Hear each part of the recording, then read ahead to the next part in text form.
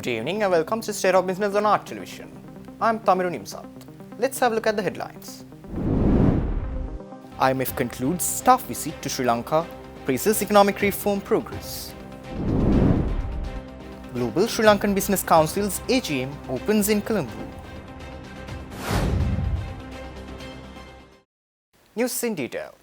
The International Monetary Fund has praised the Sri Lankan government for progress in implementing economic reforms under its Extended Fund Facility Program. The comments were issued following the conclusion of an official visit by an IMF staff team which took place in Colombo recently. The IMF stated that Sri Lanka's economic recovery is gathering pace, with growth outperforming expectations, inflation moving towards target, foreign reserves increasing, and tax revenues improving.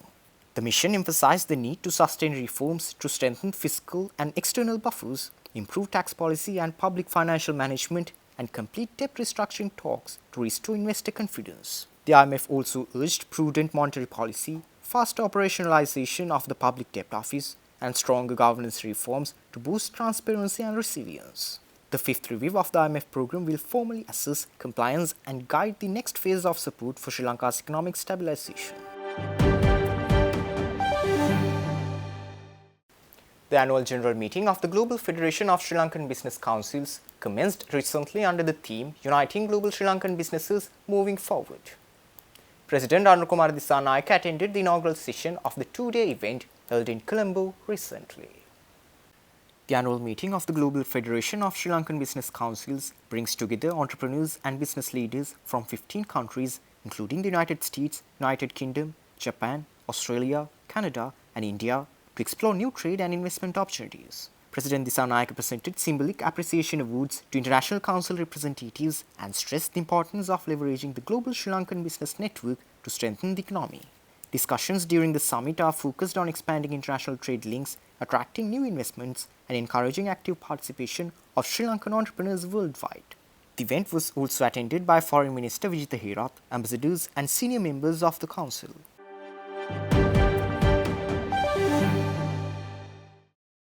Health and Mass Media Minister Dr. Nalinda Jayatissa signed the declaration of Angkwa Initiative 2.0 during the closing ceremony of the 20th Asia Media Summit in Siem Reap, Cambodia. The declaration aimed at combating disinformation and strengthening information integrity was signed at the summit recently. The 20th Asia Media Summit, organized by the Asia Pacific Institute for Broadcasting Development and hosted by Cambodia, brought together over 200 delegates, including ministers, media leaders, and industry professionals from across the region. Dr. Jayatissa participated in a series of bilateral meetings, engaging with the Cambodian Information Minister, Maldives President's Office officials, and representatives of international telecommunications organizations. The Angkwa Initiative 2.0 framework is designed to promote collaboration among member states to counter disinformation, advance media standards, and support professional development of media practitioners. The summit concluded with the announcement that the Maldives will host the 21st Asia Media Summit in 2026.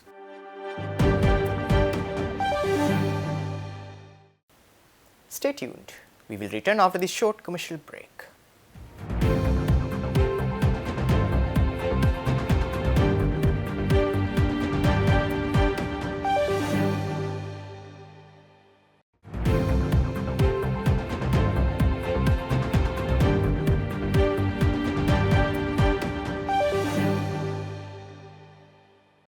Welcome back after the break. The Rainbow Pages Champions League 2025, a flagship six-a-side corporate cricket tournament organized by SLT Digital Services, was officially launched at a press conference held recently in Colombo. The tournament will take place on August 30th at Shalika Playground, Narayanpeta, with over 50 corporate teams expected to participate. The Rainbow Pages Champions League continues to be a highlight on the corporate sports calendar, promoting team spirit, wellness and industry engagement. This year's event received strong sponsorship, with Art Television partnering as the official media partner and iPower joining as the official energy drink partner. The tournament will feature competitive matches, sponsor activations, and community celebrations, all aimed at strengthening corporate bonds through sport. Organizers underscored the event's role in fostering unity beyond the workplace while supporting SLT's welfare initiatives.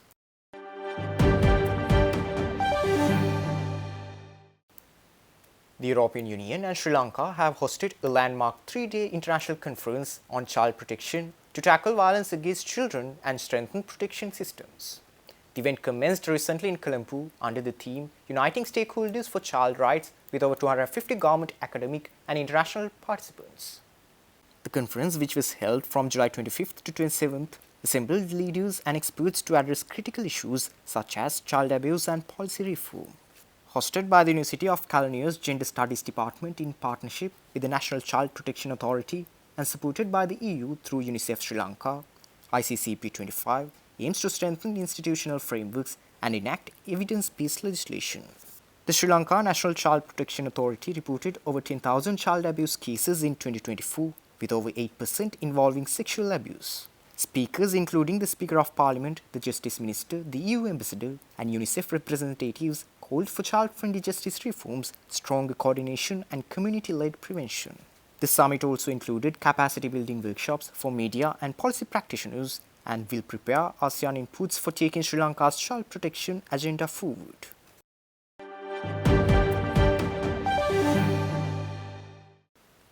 The ICT Lawyers Guild of Sri Lanka announces its second conference, which to be taken place in Colombo this weekend.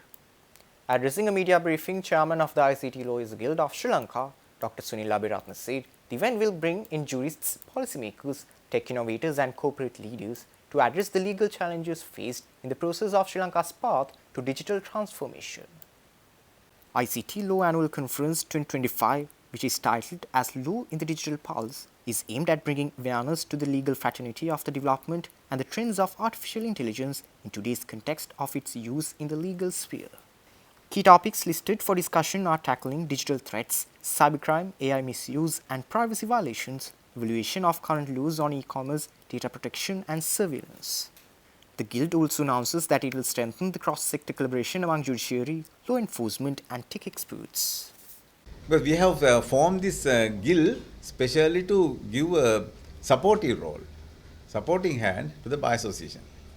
But this is a specific, special area that we are involved in. We have set up this guild specially to upgrade our knowledge on the ICT sector, because this is a developing subject. Every day there is new technology come to the system.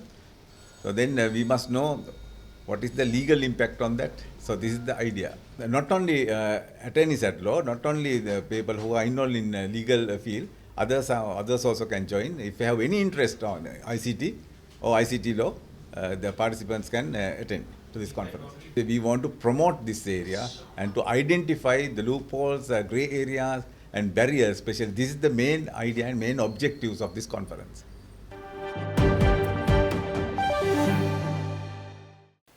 Stay tuned for the stock update.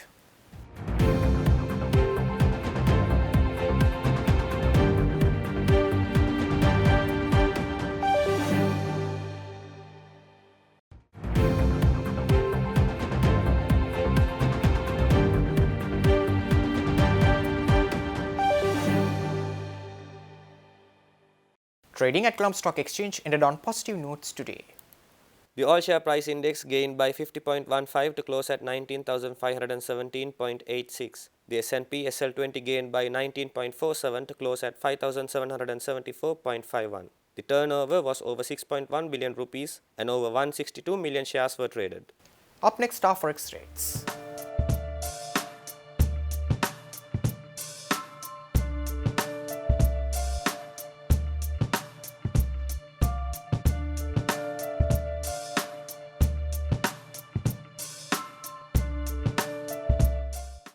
That's all our news for today. For this and more, subscribe to our channel on YouTube and follow us on Facebook. Take care and good night.